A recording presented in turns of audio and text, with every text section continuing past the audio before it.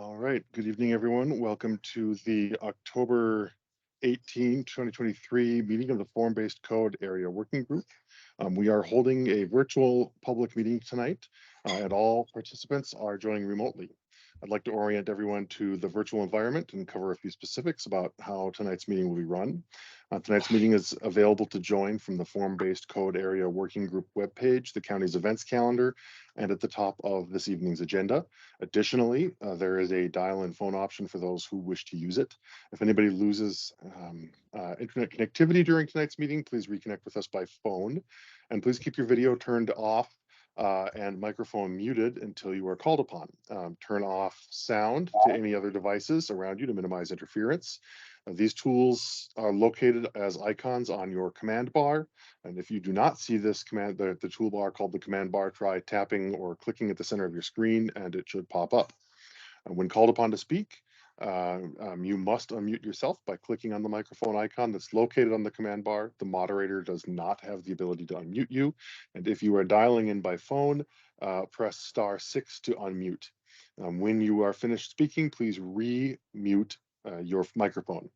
The meeting chat is active for participants who need technical assistance only, and it should not be used for discussion, for public comment, for questions about agenda items, or for requests for more information. All public comments must be shared verbally for the record during the assigned public testimony periods. And some additional notes for area working group members. Those who wish to be recognized to speak on an issue or an item, please turn on your video feed and leave your microphone muted. I will use video feeds that are on as an indicator of who would like to speak. Once you have completed speaking, please turn your video feed back off. And just to check, I don't think we have any commissioners who are joined via phone. Does anyone see anything differently? I don't see anything differently. We'll just have to keep in mind that Linda won't be able to turn her video on. Right, good point. And you'll be called upon, so for public speakers, you'll be called upon to speak at the end of the meeting tonight, and you'll be muted when your time is concluded. For area working group members, I am going to send, I realize that not everyone might have my cell phone number, so I am going to send it around with the, I guess this might be more for Linda than anyone, but if I have failed to notice that you have spoken up, I invite you to just send me a text just for that purpose, to let me know that I might have missed you coming on camera. Lastly, this is a public forum, and tonight's meeting will be recorded and posted to the county website. All information associated with tonight's meeting, whether written or spoken, is subject to the Freedom of Information Act requirements. So that being said, Olivia, Ms. Sante, would you give us the first agenda item? Yes, so the first agenda item this evening is going to be a neighborhoods form-based code amendment for elder care uses, and then we will move on to the review of the Arlington View Terrace neighborhoods form-based code proposal, and then on to just some light development proposal updates. So let me go ahead and share my screen, and then we'll get started.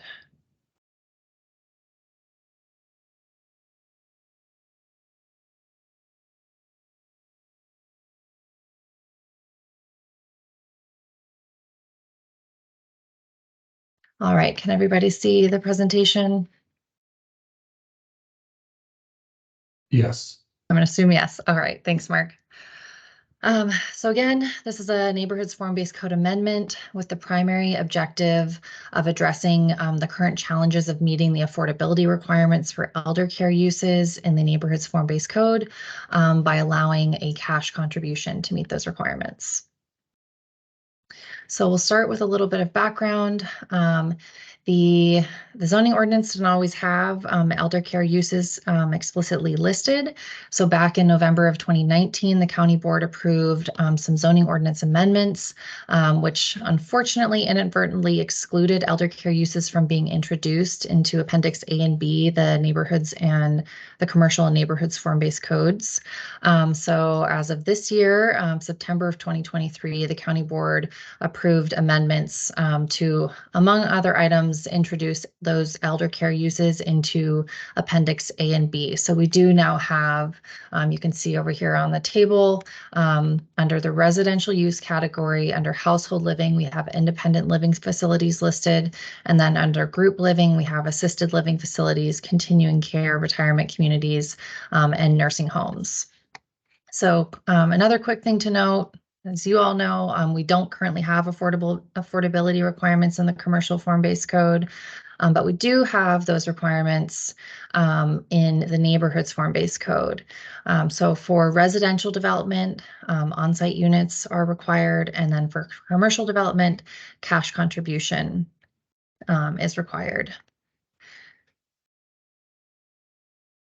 So just a reminder of the distinction between those two areas. This specific amendment will focus on the neighborhoods area, as that is the code that currently has those affordability requirements. So again, kind of the purpose of this amendment is that currently with those elder care uses housed under the residential use category, they have to provide those on-site CAFs. We continue to hear about the challenges, you know, and the realities of actually providing on-site CAFs in some of these facilities, especially when multiple uses are kind of combined within one facility. We know that it's, you know, complex financing involved. So what we're hearing is that a cash contribution option is necessary to kind of allow for elder care development, especially along Columbia Pike. So we're looking at, there's a number of different changes that need to occur just to facilitate this allowance. One of those is to create a new elder care use category, both in the neighborhoods form-based code, but also in the overall zoning ordinance, which would include those 4 uses: independent living, assisted, continuing care, and nursing home uses. We also don't currently have specific parking requirements for elder care uses in the neighborhoods form-based code, which is another, you know, challenge and barrier to actually realizing some of those uses on the Pike. So we would be looking to apply the existing parking requirements that are in the zoning ordinance to the neighborhoods form-based code, and we'll look at what those parking requirements are in just a minute. Then the main event is revising the affordability requirements in Section 9 to allow cash contributions to apply to the elder care use category that's been created. And then some additional kind of more technical cleanup is just amending the zoning ordinance Article 12 to add specific elder care use standards, which would then eliminate the existing elder care definition. So we'll go over the timeline in a little more detail at the end of the presentation, but just so that you all can keep this in mind, we are looking at a request to advertise going to the county board in November of this year, and then the amendments going to the county board in December. So this is just a snapshot of some of the analysis that we've done so far. We felt that it was different to differentiate elder care as a separate use category from strictly residential uses, just because of the kind of complex needs of those facilities and some of the financing. And then having this kind of separate use category and specific use standards also allows for a more tailored approach as we explore, you know, things like affordability and the parking standards. The other item was whether or not independent living should be included in this new elder care use category.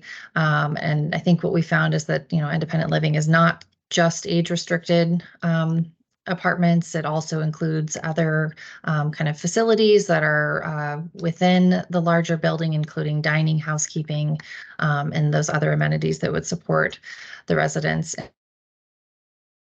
It's also often co-located with assisted living facilities. So it's important to have those amenities available to both groups and housed under a category that addresses the uses as a whole. And then the third item was that a cash contribution option was not only necessary, but it also was appropriate in order to kind of break through some of these barriers and these challenges that providers are facing when trying to propose elder care development, specifically on Columbia Pike. So the next couple slides, we'll just specifically take a look at some of these changes that are occurring that have already been described. So again, just in summary, we'd be looking at this new elder care use category, which would include all 4 of those uses. We can see that new category kind of highlighted in yellow here, which would be separate from the residential category. And then here are those parking standards I talked about earlier. So this is the exact same requirement that's currently in our zoning ordinance with 0.5 spaces per bedroom for independent living, assisted living, and continuing care, and then 0.5 spaces per bed for nursing homes. And then in the same way, we are looking at bike parking requirements that are appropriate for elder care facilities. So those would be 1 employee space per 10 bedrooms and 1 visitor space per 50 bedrooms. So here's the addition to the cash contribution section in Part 9. So we'd be looking to explicitly list elder care use categories. You'll also see here that we want to list civic uses, just to make it clear that those also have the cash contribution option available to meet their affordable housing requirements. And then here is the language that would be inserted into Article 12 of the zoning ordinance. It essentially takes the existing definition that's in Article 18 of the zoning ordinance and creates a set of use standards, including characteristics, examples, the accessory uses, and then which uses are not included. And then similarly, this is just technical cleanup, but we would be adding that elder care use category, which you can see here at the bottom. We'd be adding that into the public districts, residential, multifamily, and commercial mixed use districts use tables. So we met with the zoning committee of the Planning Commission back on October 10th to get some feedback. We met with the Commission on Aging earlier this week. And then next steps, we have the Planning Commission meeting scheduled on December 4th, a couple of Housing Commission meetings coming up, and then again, RTA request to advertise in November with the amendments going to the county board in December. So Matt Matuzak and I are both on and happy to answer any questions you all may have about the proposed amendments.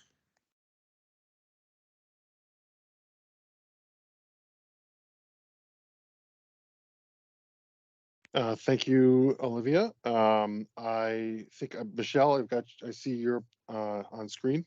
So maybe if you have a question or if you're just prepared, I'll call to you first. No, that's fine. I have a couple of questions. It sort of flashed through really quickly, but like, what was I didn't quite catch the amount of the contribution.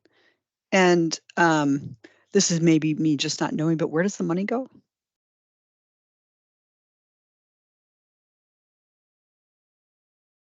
I will pull up the exact language in just a moment. See if we can see that. So this is our, these are the current cash contribution ratios.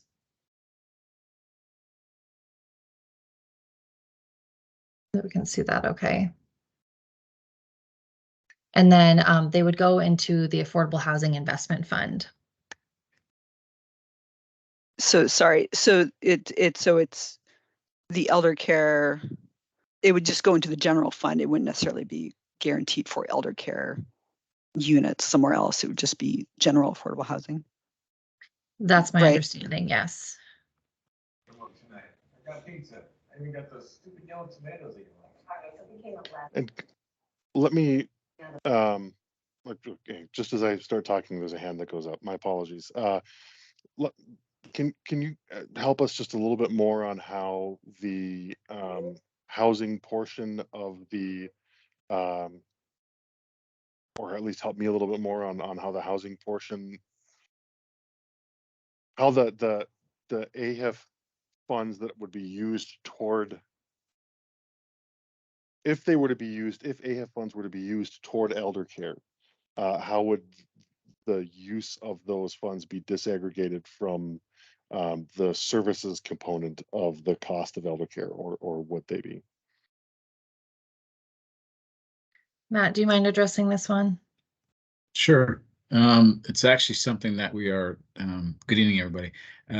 We are in the process of really establishing, because absent of Sunrise's application on Glebe Road that was approved by the board on Saturday, there really isn't any instances where the county collected such funding, as I understand, and actually had to apply it.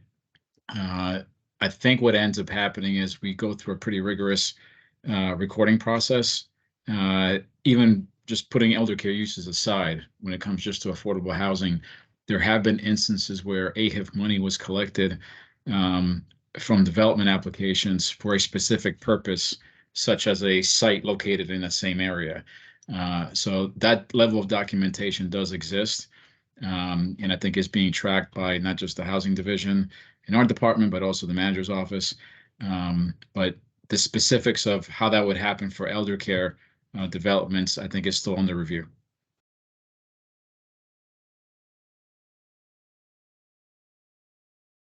Thanks. That certainly makes sense. But I'm glad to hear that it is being worked on. I'm Mark Cole.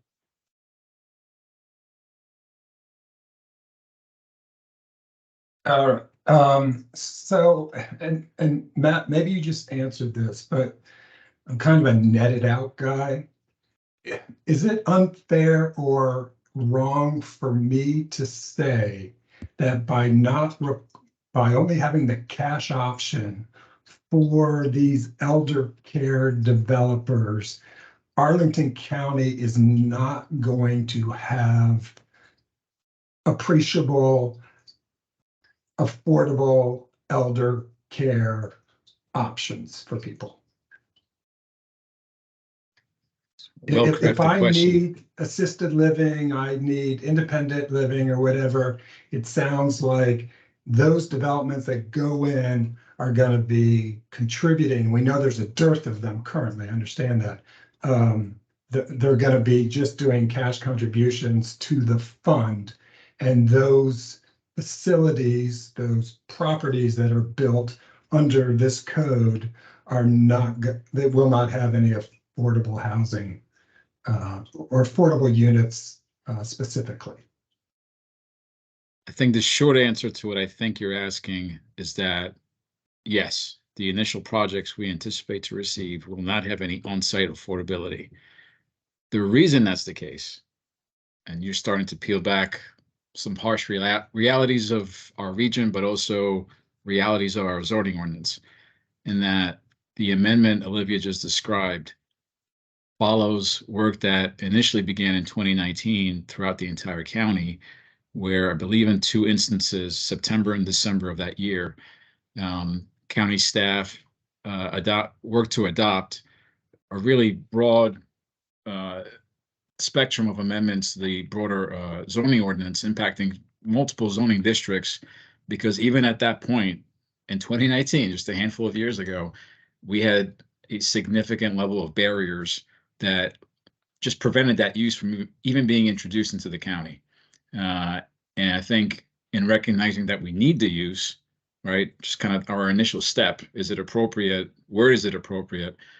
We are still in the process, even tonight, of correcting some of those barriers that prevent us from really achieving those uses throughout the county, in this case, Columbia Pike.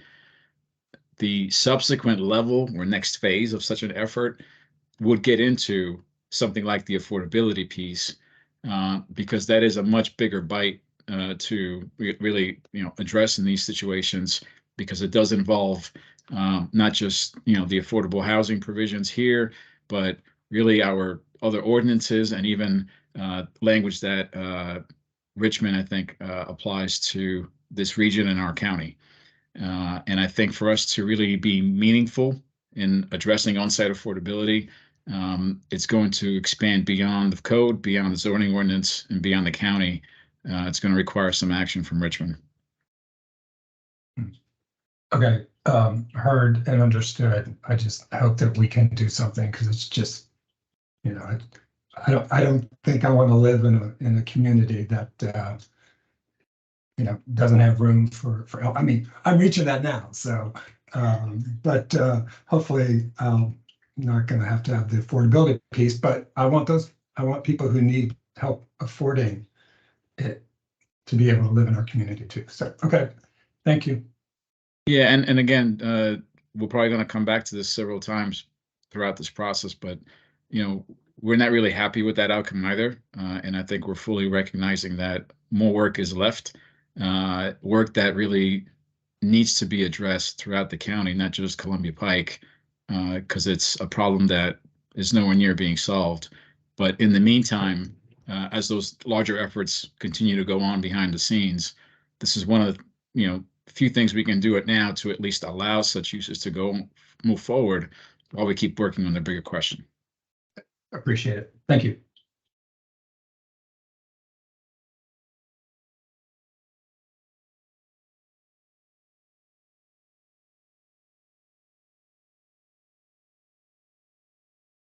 Sorry, Oh, my go ahead. wand was up. Let me go to Catherine. Great, thank you. Hi, this is Kathy Guernsey from Columbia Forest. Yeah, I don't let me lower my hand while I think of it. There we go.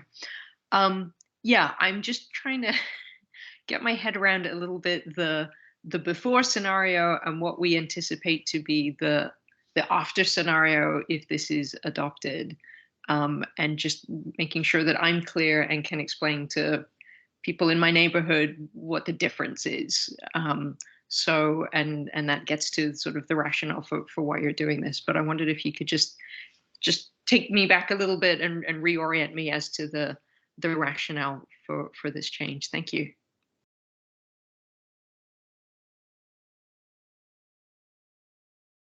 So I think part of what we're hearing right now from developers and providers interested in providing elder care facilities, and again, specifically on Columbia Pike, is that meeting the existing requirements right now for the number of on-site affordable housing units is just completely unattainable. I think kind of as an example, maybe in other counties, and we're still not seeing success in other counties, we might see somewhere on the order of 2% of those units as designated on-site units. And again, we're not seeing a lot of projects even come through and able to meet those requirements. And right now, our on-site affordable requirements are much, much higher than that for, you know, normal multifamily buildings. So again, I think this body of work that we anticipate to, you know, occur in the near future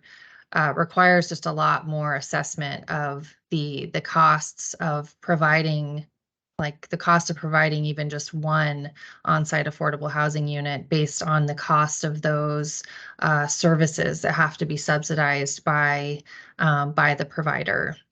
So it's a much bigger conversation that we know we can't address with this amendment, but what we know we can do is at least extend the pathway and allow for a cash contribution option for elder care, so that we're not barring elder care projects from moving forward when there is interest in providing some of those projects.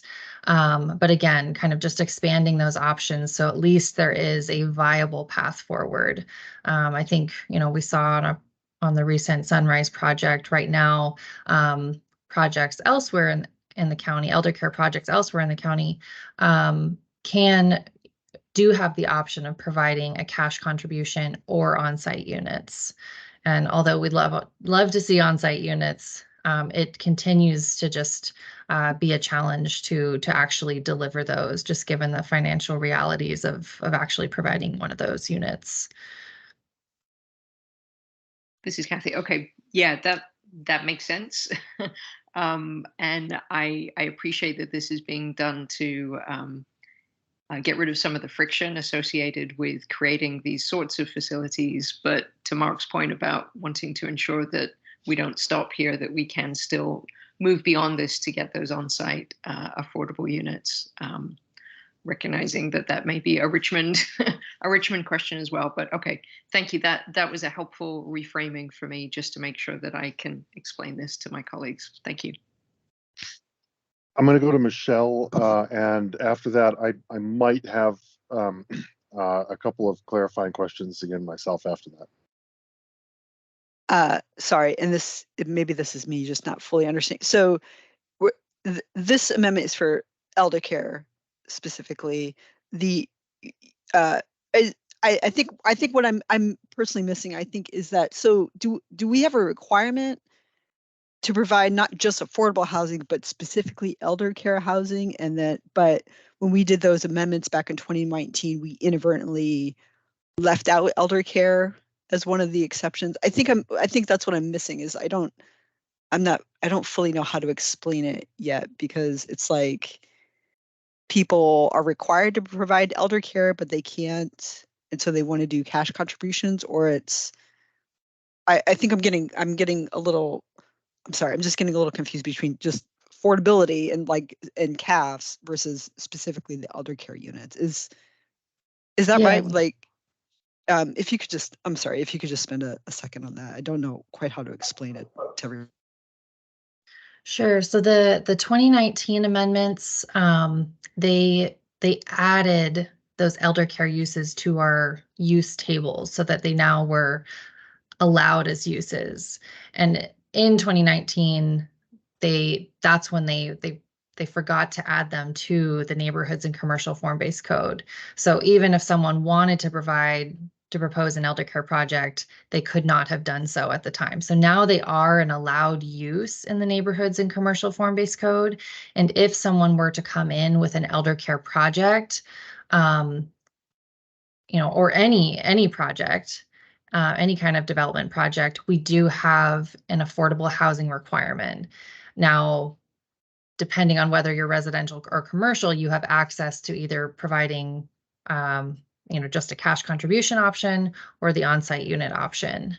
So that's where we distinguish the two. So we assume that if you're coming in with an elder care project where it's elder care units, some of those units would be affordable, or a portion of those units would in this case, it would be the GFA would have a cash contribution requirement.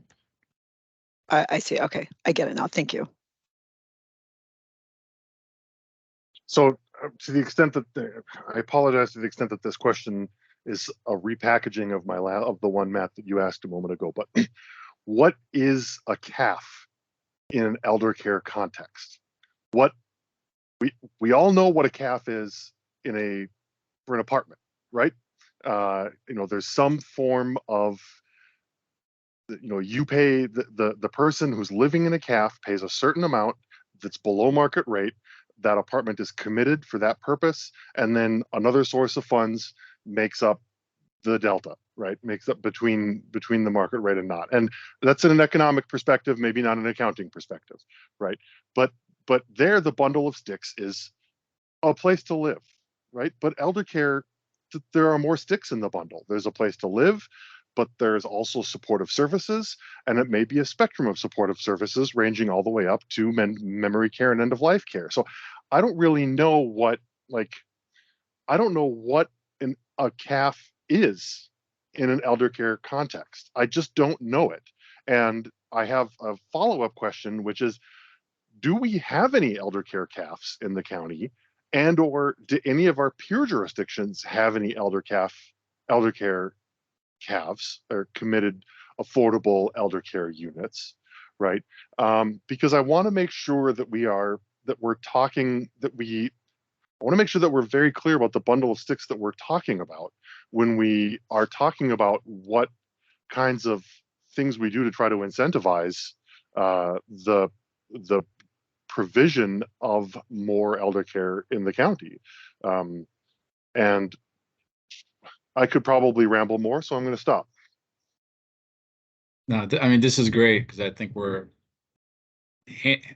heading down the same journey that I think county staff is in terms of not just discovering and learning more about the region's challenge with respect to elder care, but also the specifics of how do we even try to go down a path of success to make something affordable. I don't think there is a definition for a elder care committed affordable unit, because as Olivia mentioned, anything in one of those four uses, right? Assisted living, memory care, independent living, they all have some type of a blended combination of living quarters, but also a lot of services that are provided on site. And with many of these, projects, the way that they operate is that they have a blended fee that you have to pay a month. That covers all of that, the housing and the services. And what ends up happening is, because that's blended, the solution that you see on the screen now that we've been applying to the more stereotypical projects to date won't work. That's just a fact. And the closest that we have seen somebody come to addressing this is, if you look at the city of Alexandria, they have a couple of projects where they simply identified a separate path that reduces that monthly fee for the residents by a specific number that applies to a specific percentage of residents for a specific amount of time. Now, that path may ultimately become our path, but not until we have assistance and support from Richmond, which is the short story of why it's not being shown tonight. What that is exactly, I think we have not identified, and I think Alexandra's example may not be the same one that works for Arlington County, but there is that specific barrier of why we can't go as far as to suggest something like that. But as Olivia mentioned, the two options that Richmond does allow us to utilize are basically the on-site units with a very high percentage of what you're proposing that has to be affordable, that we know is nowhere near what is feasible for these projects, or you have the cash contribution. So the restricted question that we unfortunately have to face today, right, or in the upcoming weeks, is, do you want to have elder care projects? Then one of these options is going to be the path forward. And we're picking cash contribution for now, right? Very importantly, because we know that's the only way for them to actually have a path forward. In some ways, and this is maybe my own justification for how limiting this amendment is that we're essentially creating a temporary incentive for elder care projects to consider using the form-based code to locate in Arlington County until the affordability requirements are updated and become more stringent to the degree that we think we can. And at that point, I think we're going to be much closer to our goal of getting some level of on-site affordability. I don't think it'll be a committed CAF like we typically have with multifamily projects, but it's likely going to be some type of a more cohesive and comprehensive reduction in fees that residents have to pay when they are in these programs and projects. And that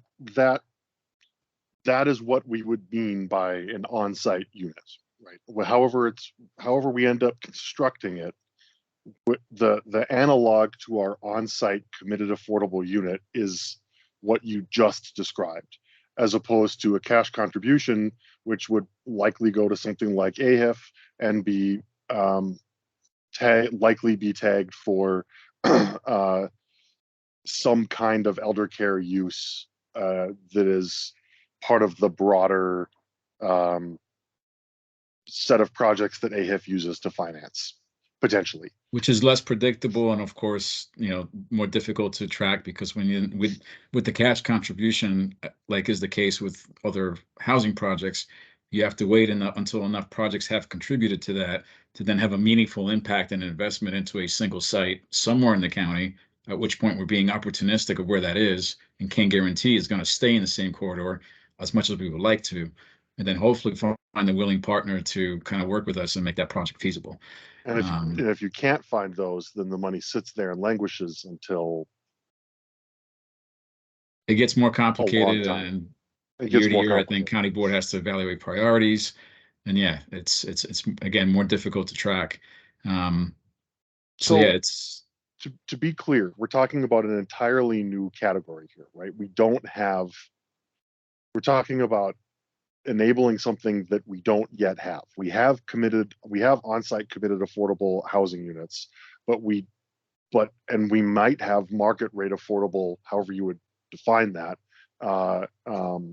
elder care within the county, but this thing called an on-site committed affordable unit for an elder care purpose, that's not something that we don't have anything in that bucket yet, right?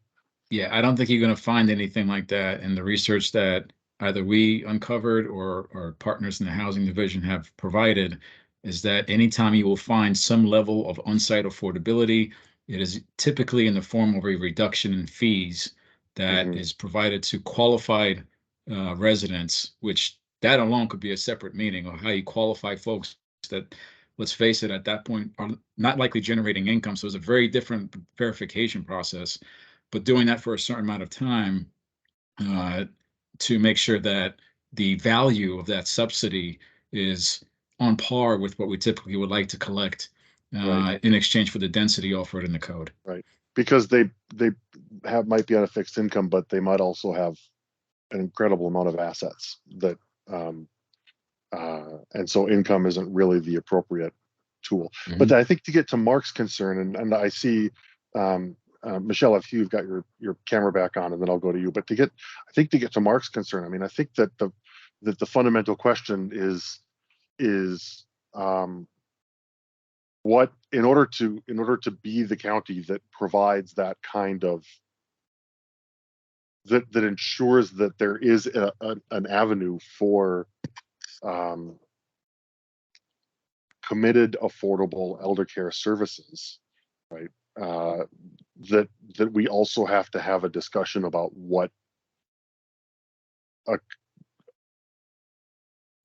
committed affordable elder care unit looks like, given the differences between elder care as an industry and housing as an industry, and the level of the appurtenant services and how things are paid for and financed, and what it is that you're paying for when you pay for elder care services and all of those things.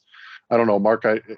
I've said I was going to go to Michelle next. Well, I do want to just piggyback in on that too, but I'm just saying that, Matt, I want you to piggyback, but Mark, I'm trying to let you know that I also invite I welcome any thoughts that you have on what I just said, since I called you out. But Matt, and then Michelle, and then whoever's next.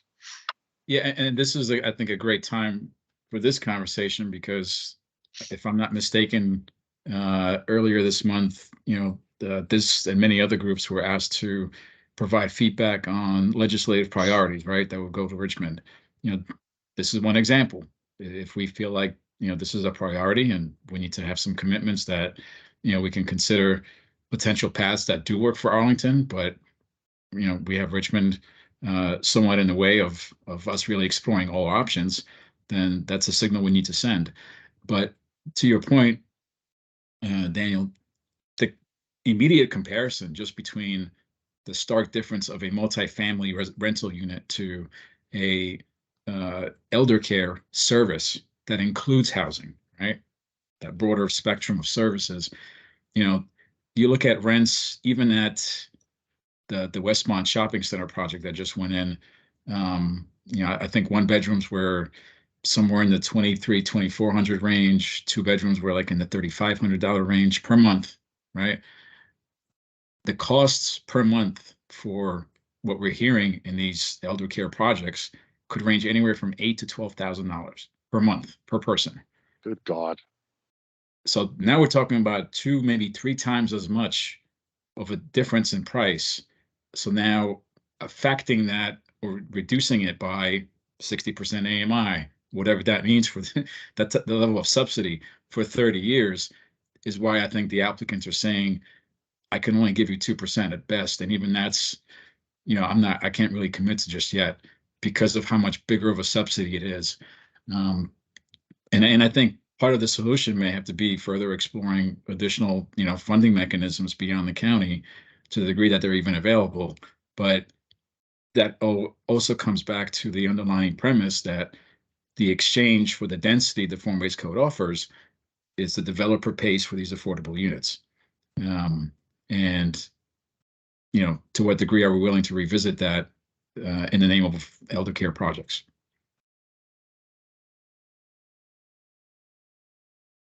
Thank you. Michelle, if you still want to weigh in. I just have I'm happy for Mark to weigh in if he needs to. I just have actually kind of a small question related to the Sunrise. I didn't follow the Sunrise project very closely. And so the Sunrise project I know is market rate senior housing or whatever. Did that have affordable? So it did not have any affordable units as part of that project, or it did? It's really just kind of a small question. I just didn't follow it.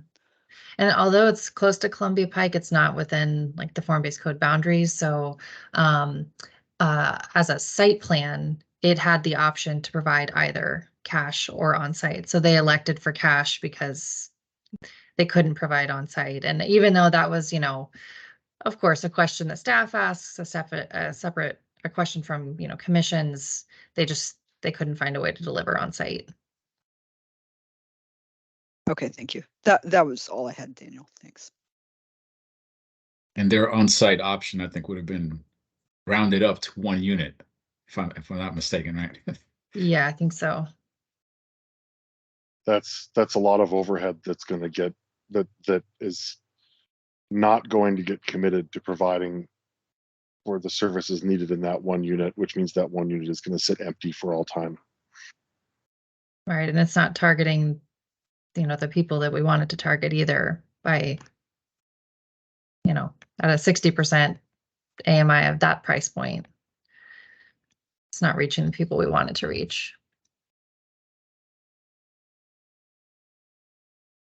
Mark, because I mentioned you by name, I specifically want to welcome you to respond. But after that, if anyone else has any questions, I think we're at the point where I don't see any more hands going up.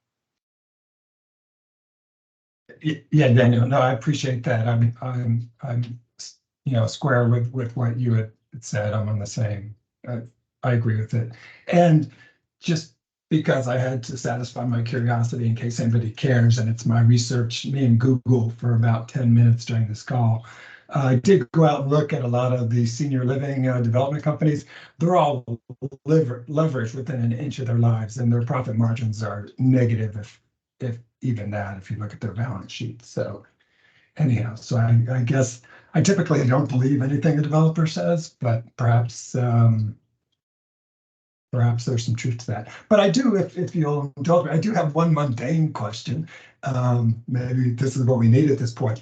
But when in your slides where you talked about parking and you talked about a half a parking space per 10 bedrooms or something like that, that was all well and good, but that didn't have any.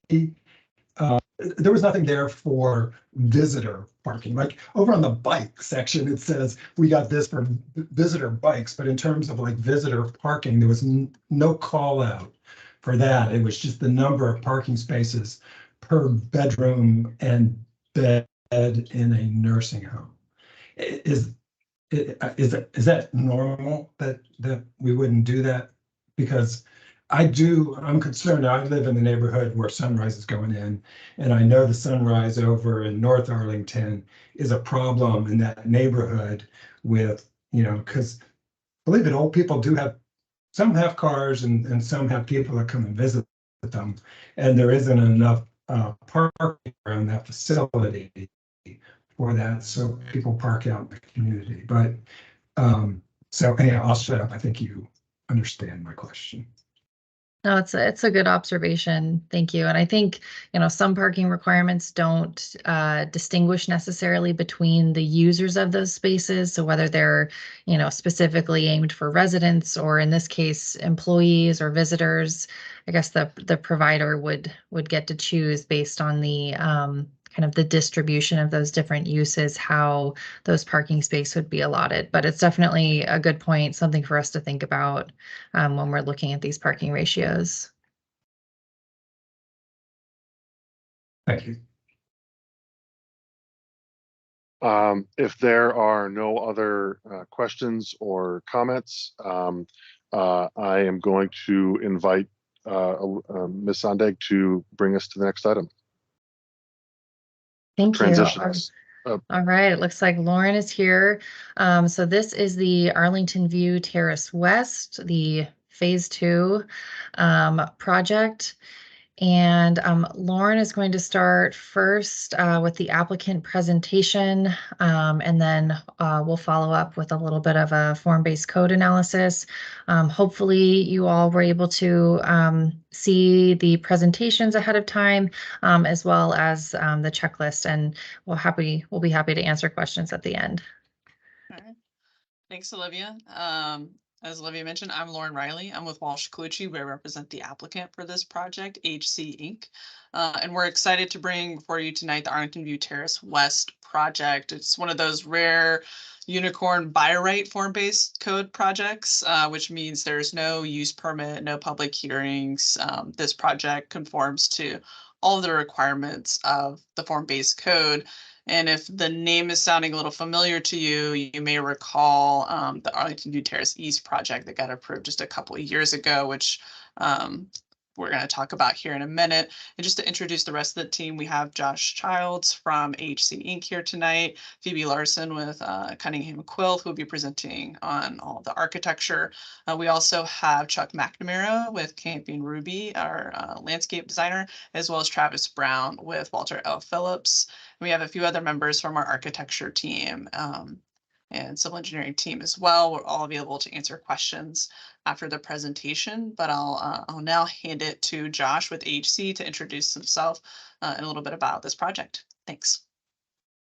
Great, thanks. Phoebe, do you have share powers to put our slides up?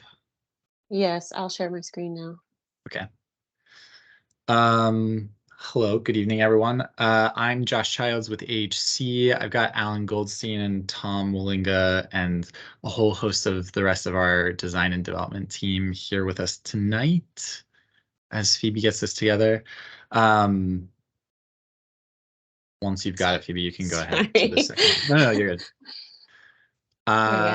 Yeah, thanks for everyone's time, and we're excited to be here for a really stellar phase 2, as Lauren mentioned, to continue our work in the Arlington View neighborhood. You can go ahead and go to the second slide.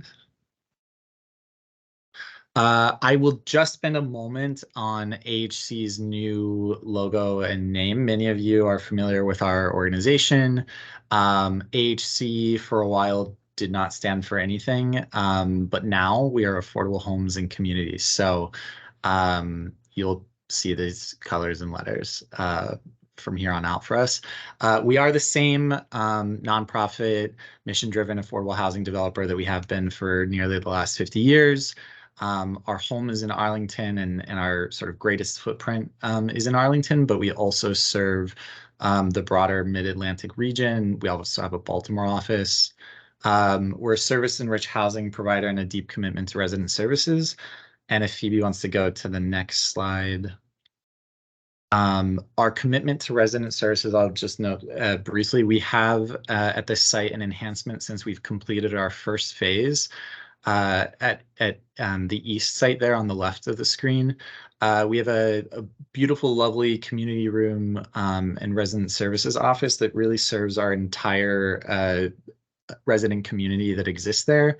The folks from the older buildings that we will transform into West, and the folks who are living in this new building that we just completed this spring are all served by a full-time resident services manager. So we're excited to sort of continue enhancing the wraparound support that we're providing to our folks in this community. The zoning application you all have before you tonight is the continuation of our work that started a few years back. So Arlington View Terrace East was approved in 2020. We started our construction in 21, and we just wrapped up this spring and have all of our residents in place as of the end of this month. This site's at the corner of the Arlington View neighborhood and Army Navy Country Club. And we're really proud to have delivered those 77 units, but we know our work isn't done yet. We're really focused on bringing the same high quality, modern, efficient apartment community to the remaining portion of our residents that have been here with us for a while. Throughout the design process, we've spoken with and engaged with our residents to collect feedback on the designs we've had, and we've had a few consistent points that Phoebe will be able to highlight as she shows you the really exciting portion of the presentation. Our residents, many of them have aged in place in this community since AHC bought it as one of the first properties in our portfolio. They're located here with housing vouchers through HUD, which are project-based vouchers. So we really have long tenureship with many of our residents, and these folks are, as they're aging, the older walk-up apartment buildings that currently exist don't serve them as well as they used to.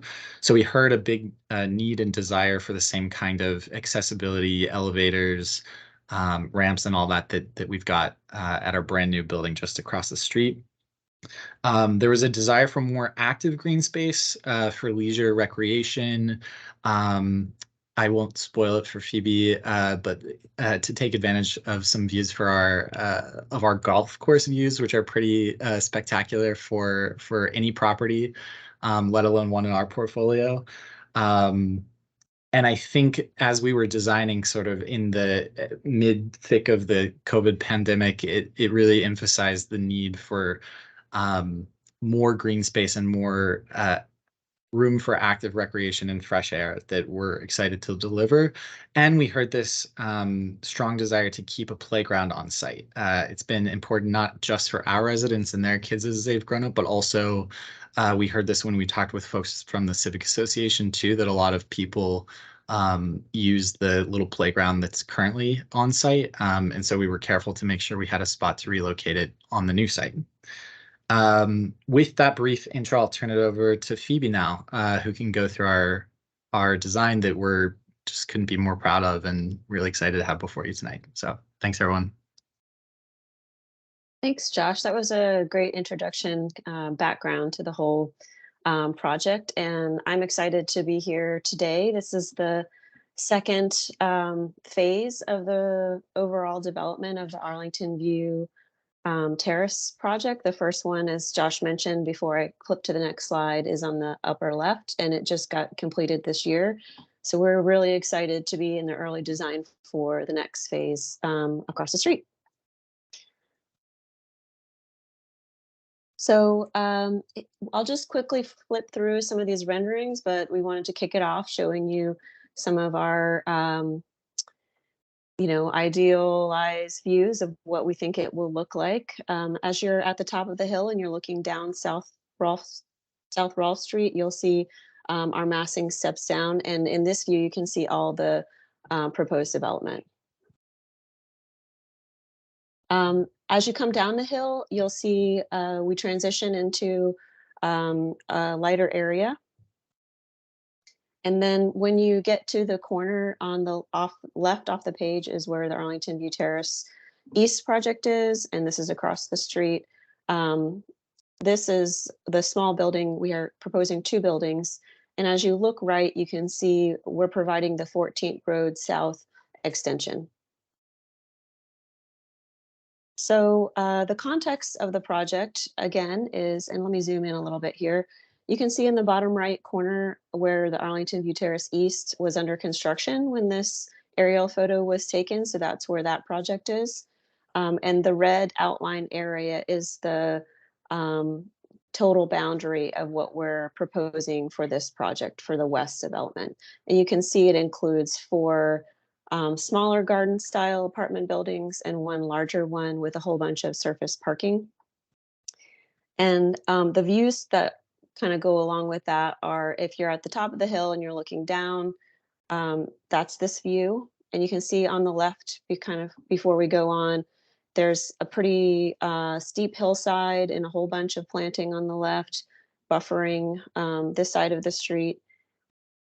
As you keep going down the hill and you get to about the corner and you look in the top right image, you can see our Arlington View Terrace East project that's already constructed. This is a recent photograph.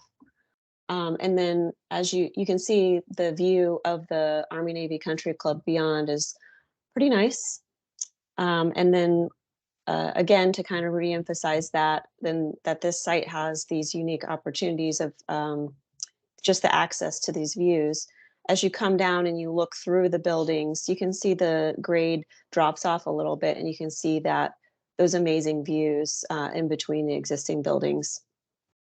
And then in the bottom right image, Josh mentioned that there is an existing playground and a driveway there, and this is where the 14th Road South extension will occur. So then when you get into the zoning and how we are complying, because we are going for, we are seeking by right form-based code approval. And that's also the approach we took on the East project. So we're pretty familiar with the requirements, and we've met with staff to make sure that we're providing what we need to do. Just to kind of quickly highlight some of the ways that we're complying in this project. One thing, so you're not confused, is in this aerial, north is up. So it's a long, skinny, vertical rectangle. When you go to the next page, just because it fits better on the page, north is to the left. So this is the uphill on South Rolfe Street, and this is the downhill with the view to the Army Navy Country Club. So as you're on the uphill side, on this property line, we do have some neighborhood manners. There's a 20-foot no build zone and another 20-foot site limit, or excuse me, height limit setback. We're not building anything in that zone at all. So we're completely waiting the full 40 feet before we start our building.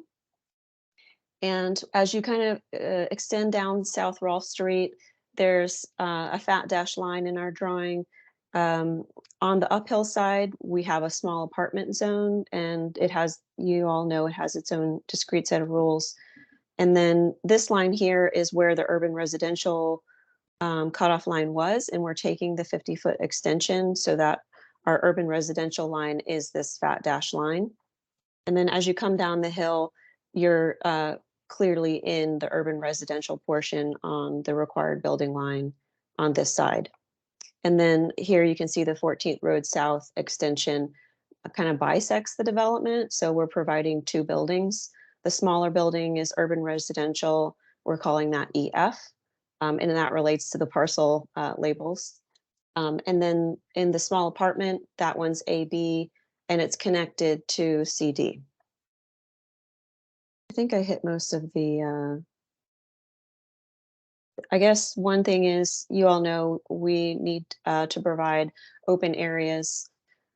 We are doing that. You can see in these hatched areas behind the gray are the buildings where we are in compliance, but you'll see I'll come to the site plan soon, and we're providing much more than just that, because this project is very exciting. It does have this unique opportunity of a long, we call it the backyard spaces. And I'll go to the next page.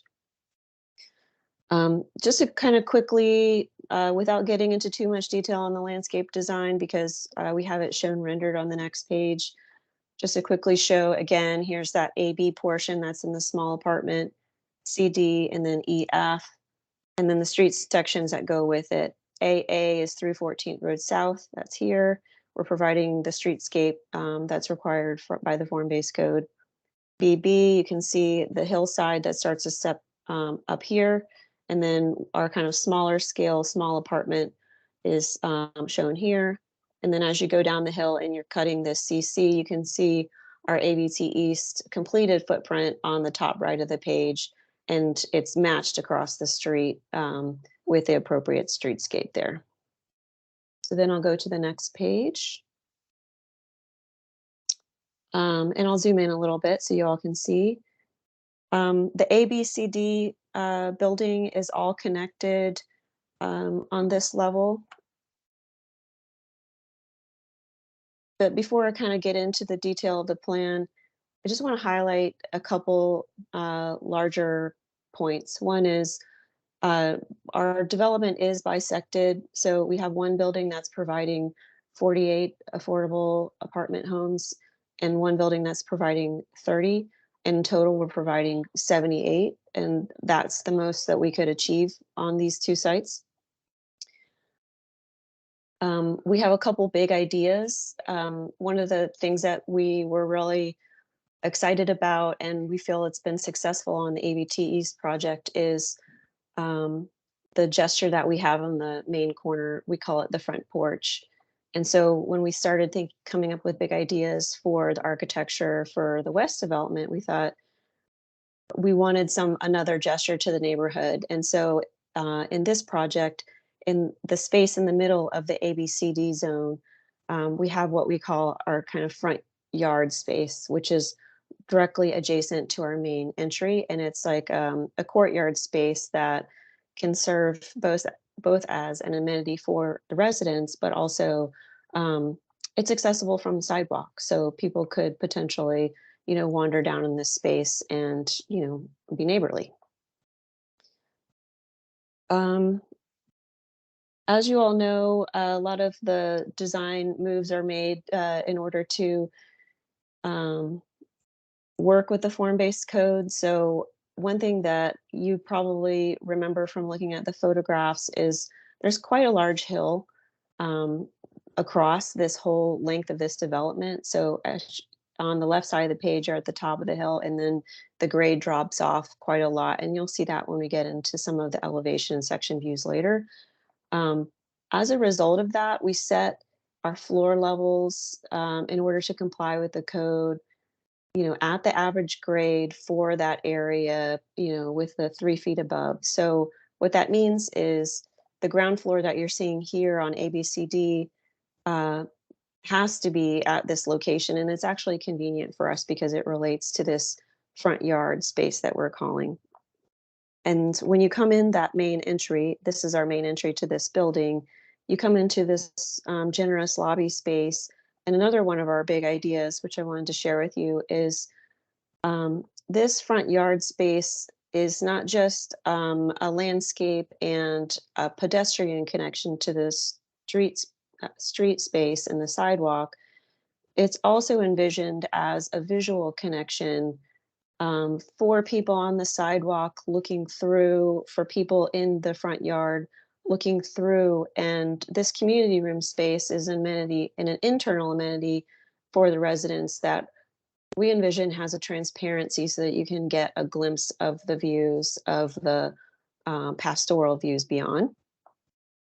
And one of the kind of happy evolution results from our discussions with staff is we're also providing this breezeway that is a physical exterior connection from that space to the rear. So not only do you get that visual connection through the building, you also get it physically through this breezeway space. So that's kind of the heart and the entry of the building. You can see in blue, these are all the dwelling units. We tried to make as best use we could of all the perimeter above grade that could be used as dwelling units. And you can see on the top left, we've taken advantage of spaces that are below grade and located, utilities, mechanical room, that kind of thing, where there really isn't daylight. And you'll see that when we get to the elevation views. ABCD is a lot more complex. When you get down the hill to EF, it's a lot more straightforward. And as Josh mentioned, we are taking advantage of some of the things that we've already provided on East, like the rental office. So the EF building is much simpler. It has a main entry on the uphill portion, with a lobby, but really it's just for resident use, this building. There isn't really a community room or anything like that. So we're trying to maximize the affordable homes that we can provide. So it's mostly dwelling units. And then I think this is the best view, but you'll see it in some of the other plans to talk about some of the landscape ideas. We've really enjoyed the design process thus far and the collaboration with our folks at Campion Ruby who have done the design for the landscape. And I'll do my best to convey some of their vision. The rear spaces along we call it the back of the building, are really intended to provide rich amenity spaces and a diverse series of amenity spaces, landscape and recreational, for the residents. And so you can kind of see that there are these zones in the plan that relate to the diversity of those spaces. And I'll just quickly summarize from left to right. There's access with some rain garden elements on the left. In this portion, there's this kind of open area they call the lawn with tree planting as a buffer. We have a terrace that is the natural end to that breezeway space, and also the access from the community room. And then as you go to the right, we have a kind of informal play space and then a more formal play space. So it's like two playground choices for the residents and the neighborhood. That is able to be accessed from the 14th Road South. And at the end of the 14th Road South, this paved space is meant to be like a lookout, but also potential hangout space. And it's open to someone can walk from this space all the way through here. And you can kind of see there are ramps to be able to get, because we wanted to provide access to all of the residents. All our project on East is 100% universal design, and we're providing full accessibility on this project as well. And then as you come down the hill for the landscape, you transition into this area kind of in this corner. You can see this dash line here, and let me go back to the slide before that. It's a little clearer there. This dash line here is the resource protection area, the RPA. That is where we have to be careful about the impervious area and the footprint of the building in order to comply with the Chesapeake Bay ordinance. And that actually naturally lent itself to a more forested, still natural landscape design on this portion of the site. And we're, as a part of that effort, preserving as many of the trees as is feasible and planting more. So there's a balance of passive spaces, appropriate streetscapes, also ecological diversity, I think, is included in the planting. You can see a repetition of the forms throughout the site. And then a lot of these moves are ways to provide amenity spaces, but also to enhance the views that are right next to us and our neighbor. And then not to be forgotten is we worked also closely with Walter Phillips in the civil design to make sure that the stormwater requirements were being met in the best way possible. And the landscape design really incorporates that in a seamless way. We have stormwater planters in select locations all along the landscape on the rear here. And then also tucked where we were able to, because it was a little harder with the RPA on the EF site. And then again, maximizing accessibility was important to us. And all the moves that have been done meet the form-based code and the Arlington landscape guidelines. So that's a lot. The ground floor has a lot going on. I'll go on to a little simpler plan. When you go down a level, as you come down the hill to 14 Road South, a good portion of the building is not above grade on this side of the site. and it starts to kind of pop out of the hill on the downhill side, kind of similar to the way we did it on AVT East. So that when you enter the garage space for the ABCD building, which is this one, you turn into 14 Road South, and then the entry is located here. And then we're providing 65 parking spaces for the entire development, and that meets the 78 unit dwelling unit provision. And we are taking the affordable housing ratio in order to accommodate the parking. And then as you come down the hill, the entry, the garage entry to EF is on the downhill side, tucked away from you, away from the main corner. And here's the entry to that space. And so we're dividing the parking between the two buildings for the entire development. And then we have bike parking located in both of the garages, and then utility spaces in the EF building. Again, it's a little hard to describe. I'll go to some of the other drawings, they'll make more sense. But this portion of the parking on the EF is really buried in grade. So then quickly, as you come up, I showed you the ground floor to help you get a sense of the main spaces, the main lobbies to those two buildings. We do have that hillside. So when you get up to the top of the hill, you have this, we are calling it the side lobby, but it's also another entrance for the resident use. And it also relates to the level 1 floor plan, which is above the ground level. And you can see it only really relates to grade on this portion of the site. And then the floor plates for both buildings are as much residential units as we can make them. And then when you go up to levels 2 and 3, they're mostly residential spaces.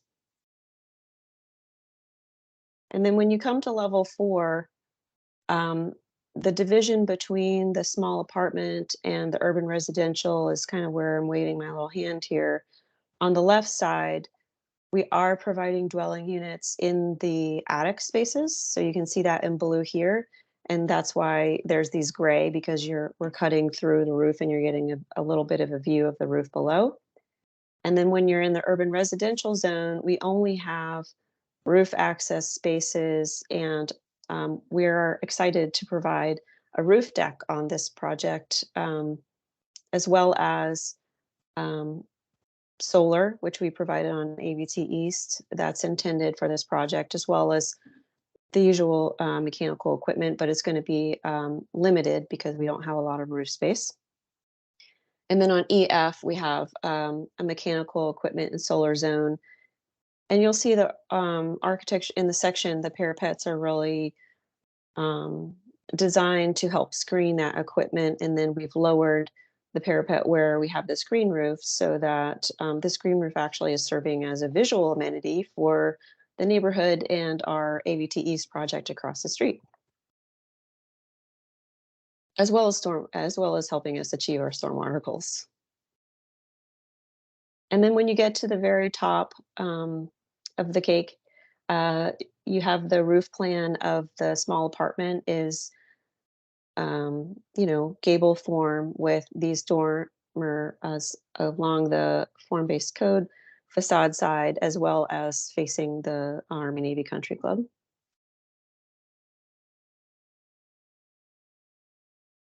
And then the sections, I think I'll just go through these quickly, and if anybody has any questions, we can revisit them. Section 1 is through the small apartment, that's the upper left. You can see the gable roof with the dormers and the units within.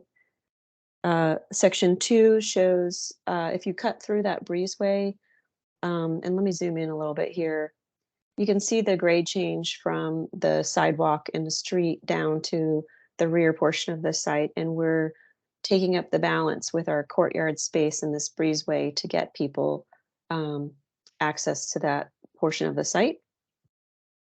And then section 3 is through the urban residential portion. So it has that flat roof with the rooftop amenity here. And then This section is cut kind of through the ridge. So you can see from here to here is the small apartment zone. And this is the AB portion. And then we have this connector piece in the middle. And then on this side is the urban residential. And you can see it steps down because of the grade. And then the EF building is a lot simpler.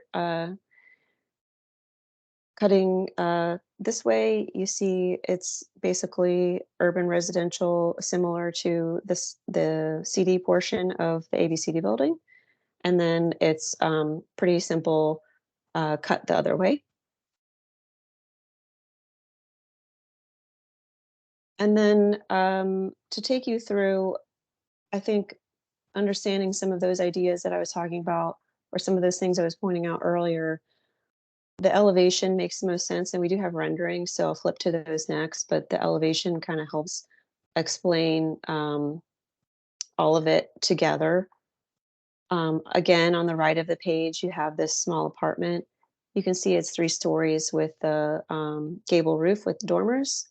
And we have broken up the massing into discrete vertical facades, change in material, change in the treatment around the windows. And then as you come to this middle portion, you can see in our key plan, this is set back.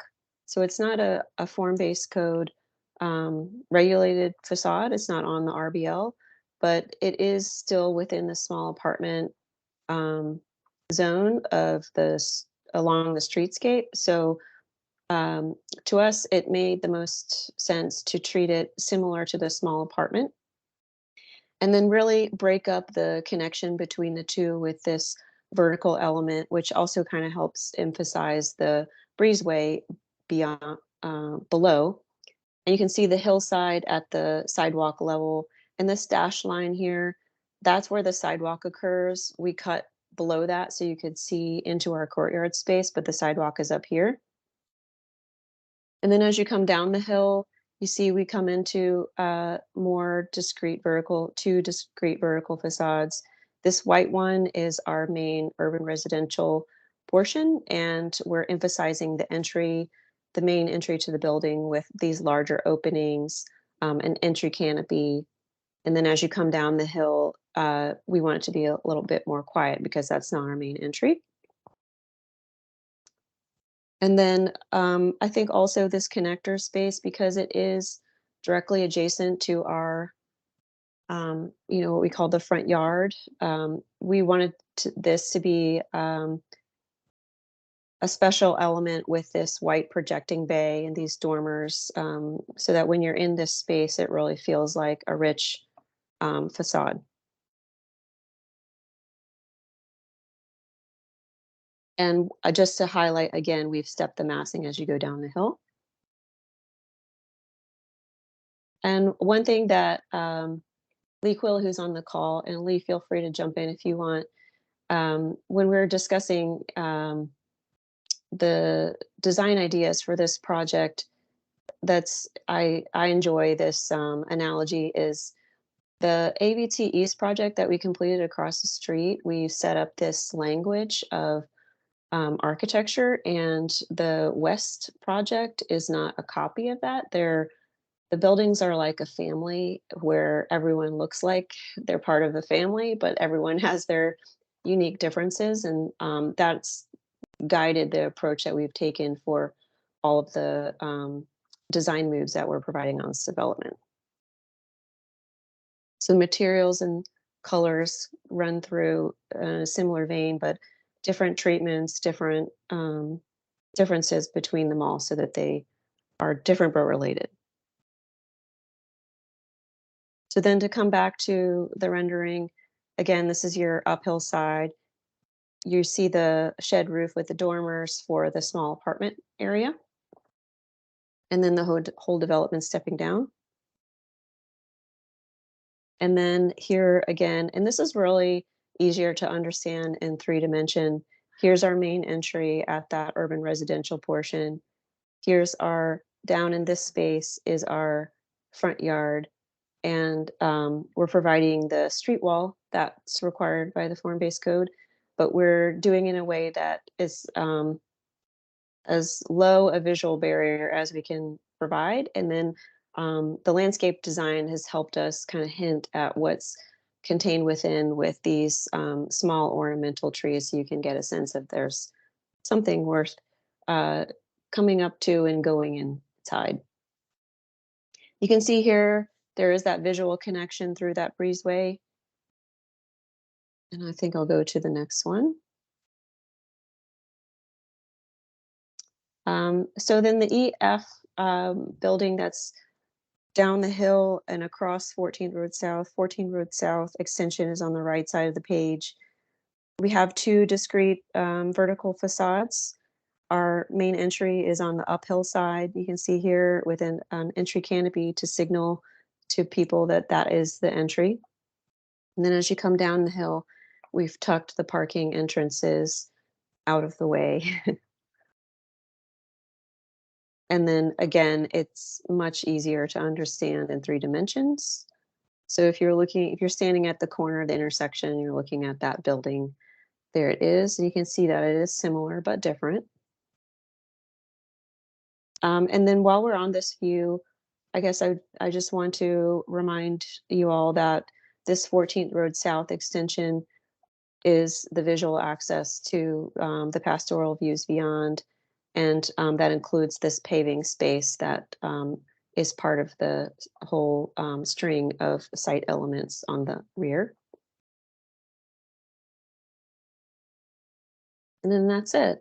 And apologies, I kind of jumped into it too fast, but I just wanted to make sure that also my team members who work together, we all work together on this project, Lee Quill and Erica Aronson are also on this call. So if you all have questions, they might be able to answer them as well. And that's it. Thanks, Phoebe. Olivia, that's the end of our applicant presentation. I'll hand it back to you. Okay, thanks. Appreciate that. That was a very thorough review of the project. So I'll try to keep this portion pretty quick and just focused on some of the highlights. So again, just to orient us to the subject site located. We can't see your screen yet. I don't know if you were sharing. Oh, thank you. Looks like it didn't quite catch. We can see it now. Perfect. Thanks, Lauren. All right. So we have the Arlington View Terrace site right over here in the Arlington View neighborhood. And then again, just to focus on kind of the regulating plan, we've got the existing 2 parcels right here bordering the Columbia Heights neighborhood. And then over on the other side of the page, we have our BES designations, which Phoebe covered, which include the townhouse small apartment up on the northern portion, and then the urban residential fronting a portion of this parcel here, and then the most southern parcel. And then the other kind of interesting, more unique thing to point out on this site is it also includes some of those in addition to the required building lines in red, we also see those lot building lines here fronting 14th Road South. So Phoebe went through just some of the kind of highlights of the site plan. I'll highlight a few things just from kind of the BES requirements context.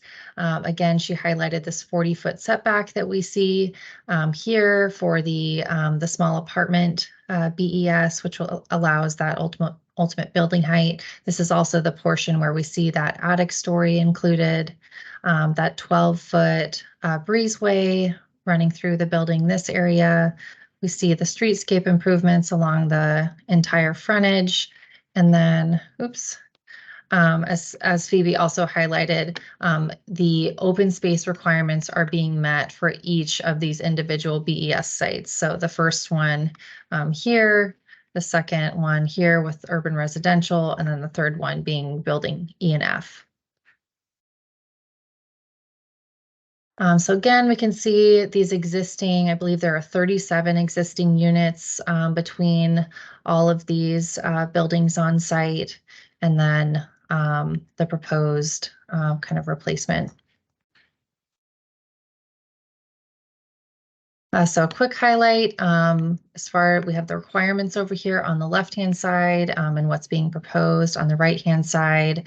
The minimum requirements would usually be 20% or 6 committed affordable units, but we're seeing, of course, 100%, all 78 of those calves at 60% AMI for 30 years per the requirements of those terms under the form-based code. We also have requirements for a minimum of 3 2-bedroom units and at least 1 3-bedroom unit. And again, those requirements are being exceeded. We also have a proposal for Earthcraft Gold for this project for their green building standards. And then again, here you can see the 3 different BES sites, what those requirements are, because in this case, the requirements are different for small apartment versus urban residential. So you can see the square footage requirements here too, as compared to what's being provided. So again, well exceeding those minimum requirements. And then they are meeting the parking ratio, which in this case is allowed that affordable housing parking reduction to 0.825, which is a 0.7 per unit for residents, and then a 0.125 per unit for visitors. So we have a total of 65 spaces provided between the 2 garages. 60 of those are standard spaces and 5 are ADA. And then again, exceeding the bike parking requirements with 1 per 2.5 units for residents, so requiring a total of 32, and then 1 per 50 units for visitors. So we see 36 of those spaces provided in the parking garage, and then 8 of those spaces for visitors provided on street. And I believe those 8 spaces are distributed, some in along the frontage of buildings A, B, C, D, and then some others provided in front of E and F. So just to go over the process for this one, the preliminary review started probably early 2023 and is kind of carried on through September. We're now in the kind of community review, moving into the administrative review process here, where the formal submission is being prepared. We've provided the draft checklist, which happy to take questions on if there are any. And then moving on to the public meetings. So in this case, because there are no modifications being requested, this application can be processed under this administrative review. So in a moment, we'll kind of show you what those next steps will be, which will include an approval letter prepared by the zoning administrator. So again, just to capture the difference between this kind of administrative, more by right process versus the use permit process. Under the commercial form-based code criteria, these are the elements that would trip a project into a use permit. In this case, we're looking at the neighborhood's form-based code, and typically it's going to be those sites that are either within conservation areas or maybe requesting some kind of modification. So again, none of these are triggered, and that's why we feel that this can move forward administratively. So again, just a quick snapshot of our review schedule starting in early 2023. We're now here at the Form-Based Code Advisory Working Group meeting, and we anticipate working with the zoning administrator on that approval letter this month and next, and hoping to issue that in December of 2023. This also captures some of the community meetings that have been held, and would open the floor to the applicant to speak to any of the specifics of any of these meetings, if you have anything else to add. So with that, I'll turn it back over to our chair for discussion. Thank you very much. I really appreciate seeing these proposals, and thank you to staff and the applicant for the incredible amount of work and thoughtfulness that's gone into them. Can I ask to go back to slide 7 of the staff presentation? Before I open the floor, I just want to make sure that there's no confusion on one particular point.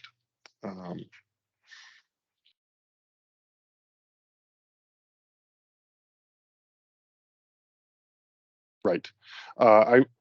For the members of the AWG, I want to make sure everyone is on the same page with respect to this level of review.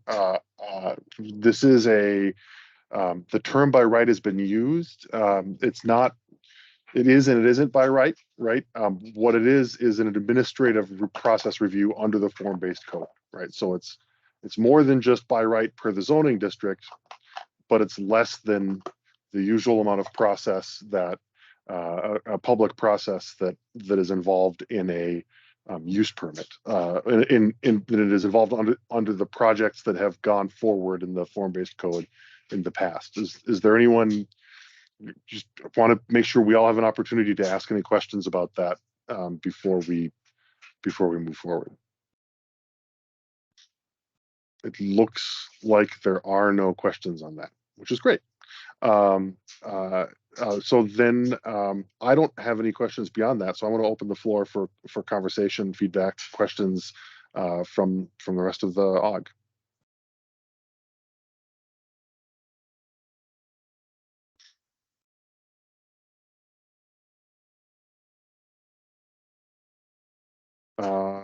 Linda, we'll go to you. Thank you. Before I forget, I just wanted to compliment you all for including so many 2-bedroom and 3-bedroom apartments. That's really, really impressive. I've got 5 questions, different topic areas, pretty straightforward. My first question is on page 4. It's the picture that shows the current buildings running north and south. There's a pretty noticeable shadow on the single family lot that's just to the north of the AHC property. And I'm wondering, and this is a picture that was taken when there was full tree canopy. It's not during the winter when the sun is lower in the sky and you have more shadows going north.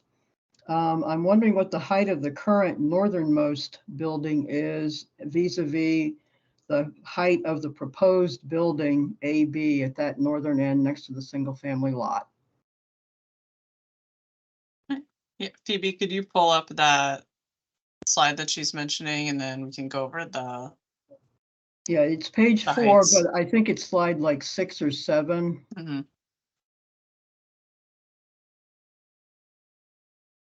It's one of the early ones. I think you're talking about the aerial context slide where you could see the Google Maps view of the buildings. Yeah. And you're talking about the shadow. Yeah, right there, the shadow right there. Yes, from the building to the single family lot. And this is when the canopy is fully, everything's leafed out. So this was not a picture taken during winter. So I'm curious what the height of the current building is that's casting that shadow vis-a-vis the height of the proposed end of the new building and how it's going to affect the single family lot. I'm looking now for the height of the existing building in Travis, or Phoebe, let me know if you have that on hand. I think it should be in our plans, but Phoebe, could you speak to the height of the proposed building there? The townhouse frontage, 3 stories.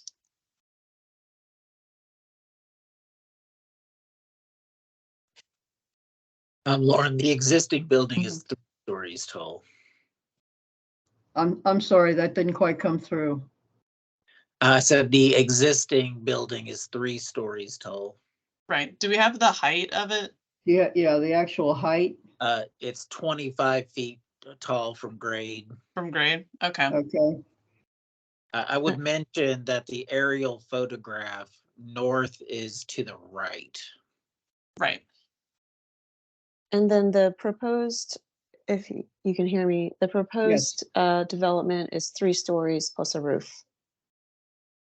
With the attic story, yeah.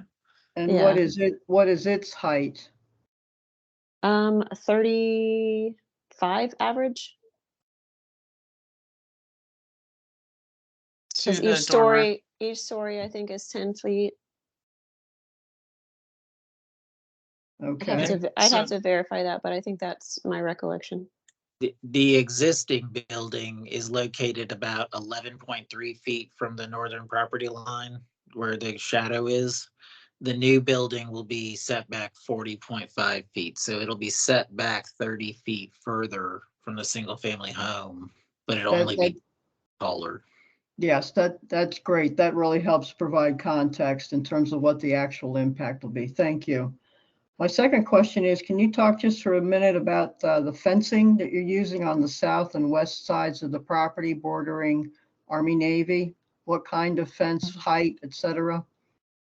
I've forgotten what the fence arrangement is for the current building that's just been completed.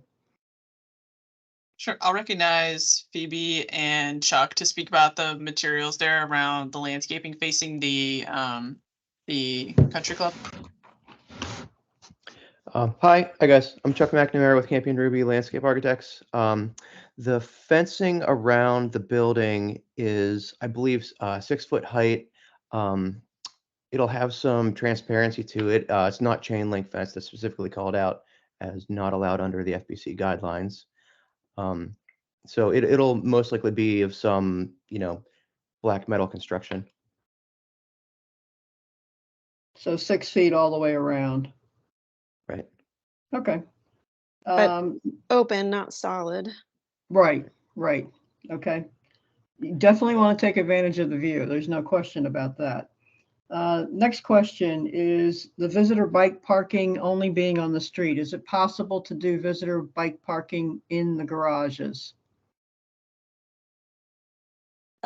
Yes, I think that's an access. AHC can work that out with their access that we are providing more than is required in those bike rooms. So I think that's likely that they could do that.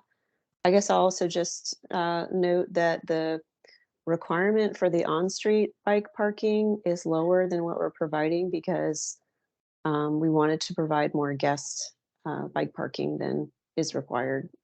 Yes, and I definitely appreciate that. I'm just curious, as a courtesy to the folks visiting, could it possibly be inside out of the weather, if that's possible?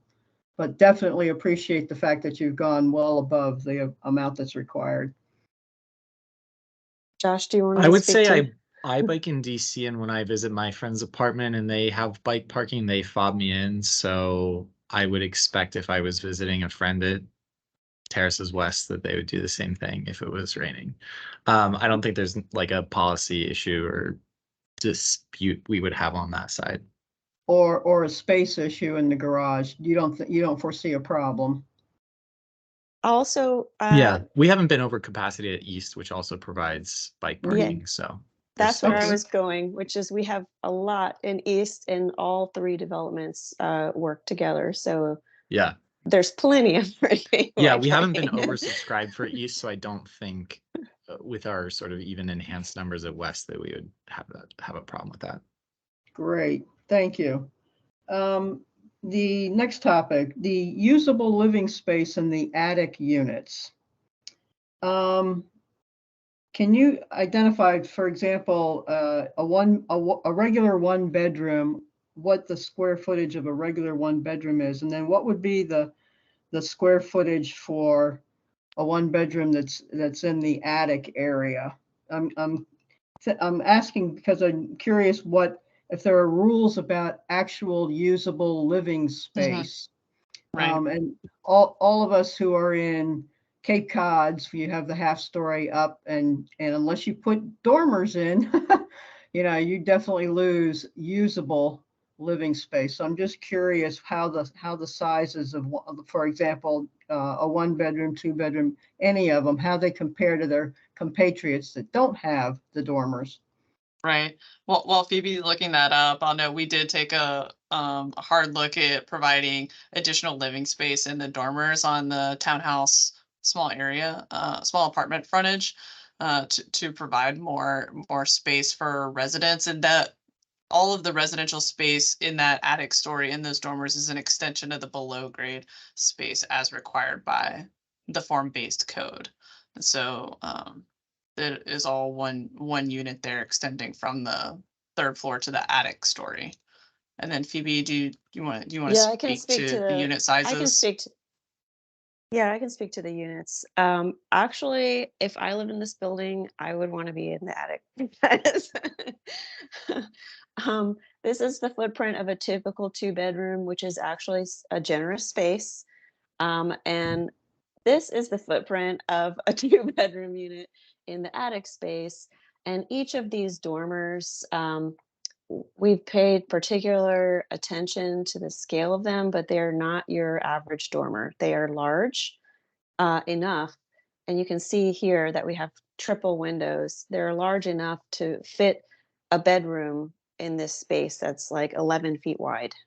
So it's a long bedroom. Yeah. Okay. These dormers are large. They're going to be light filled. They're going to get the best views. And then we're going to be tucking bathrooms and utility, like, stuff that you don't need views for in the back of the unit. And they're actually going to be larger. So rest assured, they're going to be nice units. So those are actually more desirable. Yes. Excellent. Right. Excellent. Okay. Just out of curiosity, are there, because this is a affordable housing, are there state and/or federal requirements about a 1-bedroom has to be at least this big, 2-bedroom has to be at least this big, 3-bedroom? Are there rules, just out of curiosity, when you all are building affordable housing? Yeah. Josh, do you want to speak to that? I know there are HUD standard requirements for items, that you have to include, space you have to provide in a unit, living space, living room, bedroom, etc. Yeah, I was But actually I don't think there's unit restriction or size restrictions. I was gonna see if Tom, our construction manager, wanted to chime in. I think the short answer is no, but yeah. Okay. Well, there are a few. Hi, Tom Wong, work at the construction pre-development department at AHC. The Virginia code has minimum room size requirements for bedrooms. The smallest bedroom you can have is 70 square feet with at least a 110-foot dimension clear. And for these, which are for 2 people, your minimum size is 120 with a minimum 10-foot dimension. So we obviously meet all those requirements. A 10 by 12, 11 by 13 bedrooms are pretty typical for all of our units on this. Okay. Thanks, Thanks, you. Tom. Thank you. Thanks, Tom. Linda, you had one more? One more. And now I'm not quite sure why I made this note yesterday. I wanted to talk about the connector section. Mm-hmm. Why are you calling it the connector section? I'm just curious because you've got all kinds of 3 bedrooms and then studios plus 2 bedrooms on the attic level. And you've certainly explained the benefits now of how you've designed the dormers. So is there anything that we should know about the connector section? Yeah. And that section you're seeing is really a function of how we've had to navigate the form-based code. And Phoebe, if you could bring up like one of the site plans, I think that kind of illustrates that point. We extended the urban residential blue frontage north 50 feet as we're allowed to. And then we were left with, more space than you could fit, than would be efficient for a residential building. So we kind of left with this additional area that we've set back from the RBL. We just call it a connector piece because it's linking that building AB to the building CD there to your right. So it's really a function of how we're navigating in the form-based code and being able to have occupiable building space there where we would not be able to if it did face the RBL because the building frontage would be too long. Okay. Longer than required. Okay. That's all the questions I've got. I appreciate it. Thank you. Yeah. Thank you all. As always, we appreciate your attention to detail. Thanks. Oh, yeah. Thank you all. I'm going to go to Michelle and then Catherine. I want to make sure everyone makes note of the fact that we're a quarter of and we still have at least one brief update from staff. So be advised. That's all. Thanks for the advisement. I think mine are quickish.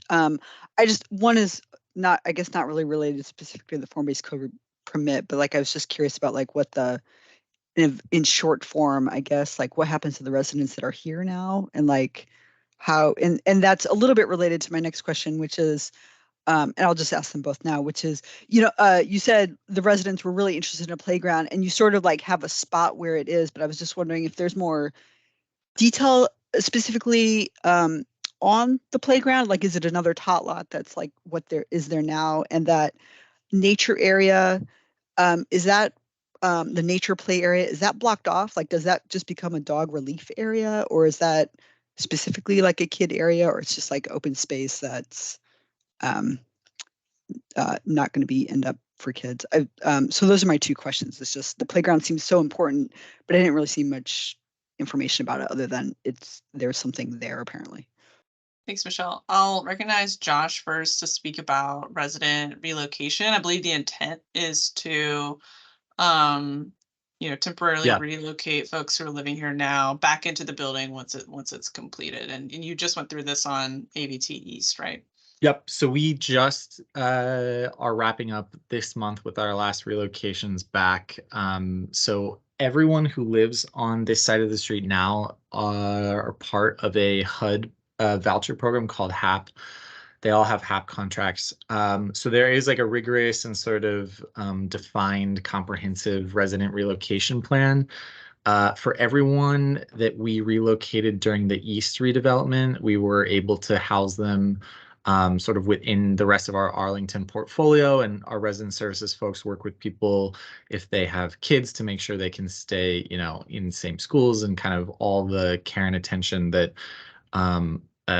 a quality relocation plan would have. So that goes through HUD specifically, and the HUD kind of guidance when you do something with their contracts is that everyone who wants to return to that site, like they would have to move jurisdictions or sort of, for whatever reason, not want that spot anymore to not return to site. So basically, we will have new tenants mixed with what we assume will be sort of 100% of the folks that we relocate for a couple of years to get this one done. And we're just wrapping that up with our HUD folks successfully at East now. Thanks, Josh. And then Michelle, on your second question about the play area and the function of the open space in the back and what that'll be used for, Chuck, do you want to chime in on play space, the intent of that natural winding path on the back there? I think it's more of an informal area, right? Sure thing. Yeah, so the area that's sort of a darker gray, that'll be more of a traditional play space. I believe, and I believe there was maybe some community outreach, or was going to be, as far as preferences, and I think they had elected to go for traditional sort of climbing slides type of situation. I'm not sure exactly what the details of that will be, but the kind of more curvilinear place where the cursor is currently. So it's flanking an ADA ramp, so it's going to have a little bit of like slope and undulation of terrain. It's not currently gated or like restricted.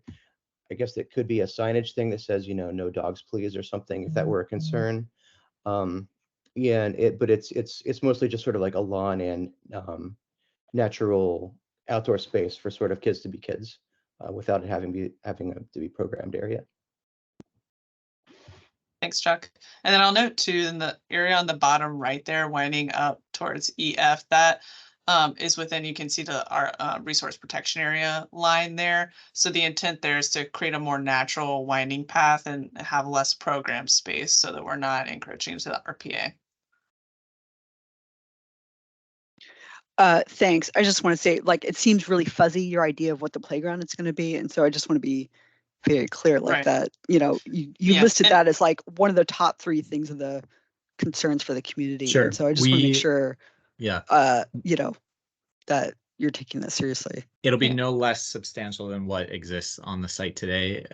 It's a pretty kind of typical like early 2000s playset. We have not finished design development, which is our next phase after we get through zoning, which is when the landscaping plan and those particulars are set. So yeah, we don't have a unit or fixture list, but we heard from residents that the space for it was a priority, and making sure that it didn't get eliminated when the building on that EF parcel got larger.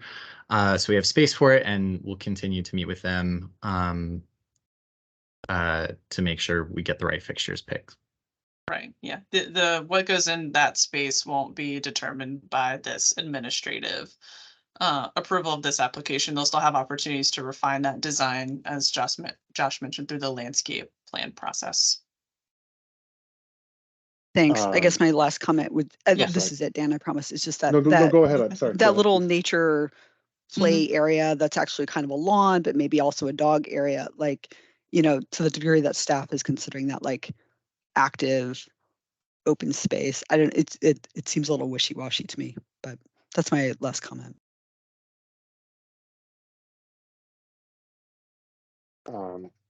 If anyone wants to give feedback or respond to that, otherwise, I think it can be taken under advisement. Is that right, Michelle? Yeah, thanks. Catherine. Thank you. Just a very quick question, and actually that ground level plan is just as good as any diagram for this question. I don't know if you want to zoom in a little bit, but I just was curious about the elevator situation. It looks as though, if I'm reading the plans correctly, and please correct me if I'm wrong, for building ABCD, am I correct in understanding that there are 2 elevators in that building? Is that accurate? I'm seeing some shaking heads. Okay, great. And are they configured in such a way that if one of them were to break, there's a bit of redundancy there with the other one still being able to function? Is that true? Yes, and it's also AHC's desire to have 2 elevators in the larger building based on their experience. You know, sometimes the elevator is needed for move-in, and you don't want to keep people from being able to use it. So when you have a building of a certain size, that's their policy. And both elevators will be large enough for either situation because they're large enough for stretchers. And that brings me then to my question, which is for the other building. It looks as though there's only the one elevator. I recognize it's a smaller building, and I'm sure you've squeezed every last thing in that you possibly can. But I'm just wondering, was there any thought given to seeing if it was possible to have 2 lifts in that building as well, mindful of the utility of having redundancy? Particularly, you referenced a population of people who are trying to age in place, and recognizing that can be really challenging particularly for older residents and residents with disabilities who, if a lift goes down, you know, that can really trap people. And wondering if particularly in that building with only the one lift, is there any thought to non-powered evacuation chairs or things that could be utilized if somebody needed to exit that building who would ordinarily be reliant upon a lift, an elevator, and how would you affect that if they needed to get out and that one lift were incapacitated in some way? So I just wanted to flag that. Thank you. Thanks. Yeah, I think given the size of this building, one elevator is appropriate for this amount of units. But Phoebe or Tom, you could speak to the additional mechanical and other space it would take to put another elevator here, and whether or not that's would be efficient use of that residential space. And then Josh, I don't know if you want to also be able to speak to resident services and what you all would do in an emergency if the elevator went down. I think that's something we can plan for. I can add. Yeah. I can add something for that. Similar to what we did on ABT East, the elevator is hooked up to emergency power, so that's not a situation that's going to happen. So we don't have to worry about that one.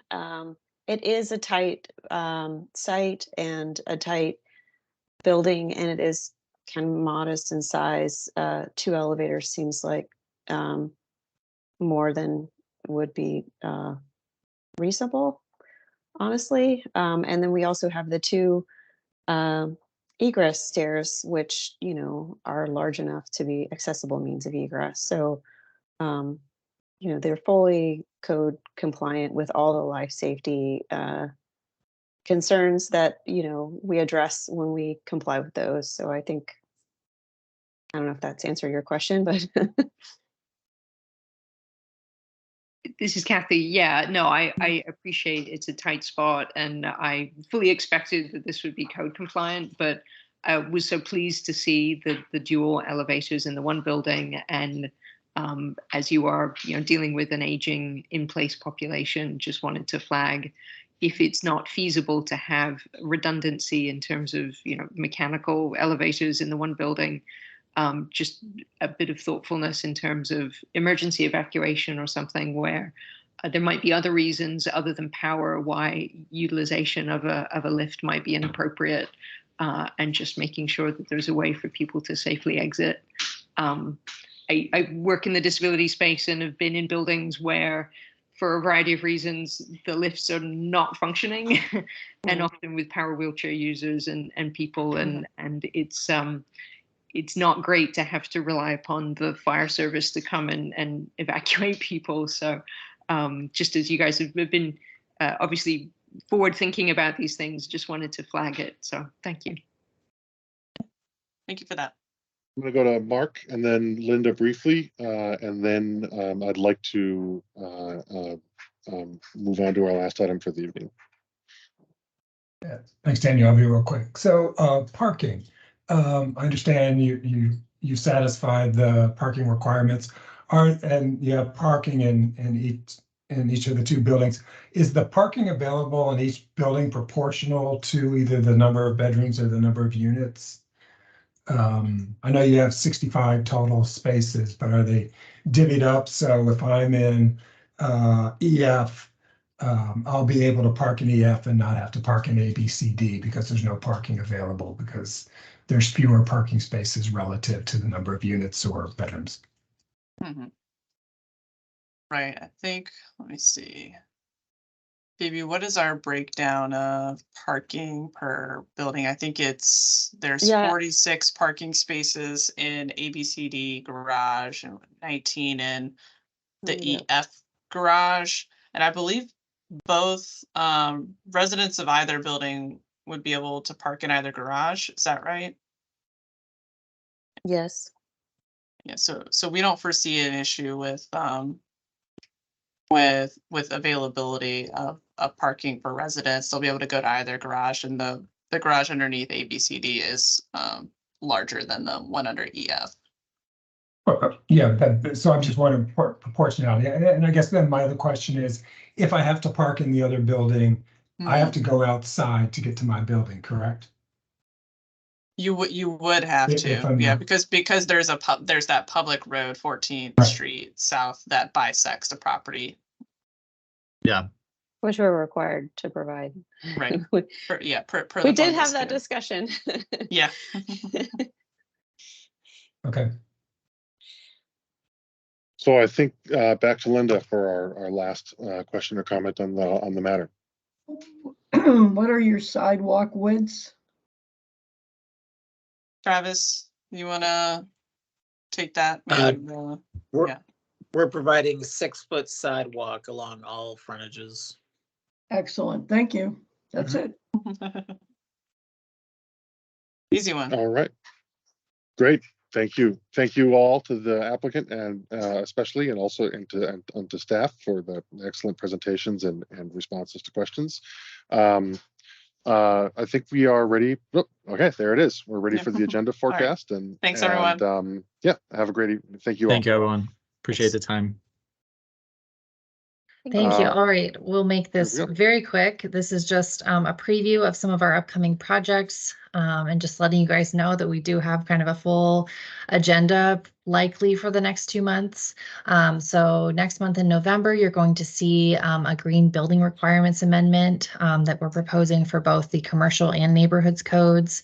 And then we also have another use permit for a different section in Barcroft, very similar to the last use permit that we saw, I think back in July. but this one does not include any additions. So more to come next month. We do have 2 other development projects right now that are in process. The frame shop, which had its second preliminary submission in April of 2023. They're continuing to work through some revisions to their plans in response to some comments from our Department of Environmental Services. And then the second project here had its first preliminary submission in June of 2023, and very similarly, just working through some of the initial staff comments that were provided. So we may start seeing those come forward as early as December, but then into early next year. And that is all. Back to you, Daniel. All right, I think that wraps us up for the evening. Thank you to those who stayed. Well, not too late, but it is over. My apologies for that, and thank you for your indulgence. I don't recall whether or not there's a wrap-up speech that I'm supposed to give, but if there is, I'm just gonna say I'm not going to give it. And so we will be reconvening again next month. That's right, on November. Yep, November 15th. November 15th. And so look forward to seeing everyone then. Have a good night. Great, thank you. We're adjourned. Thanks, everyone. Thank you. Thank you. Thank you.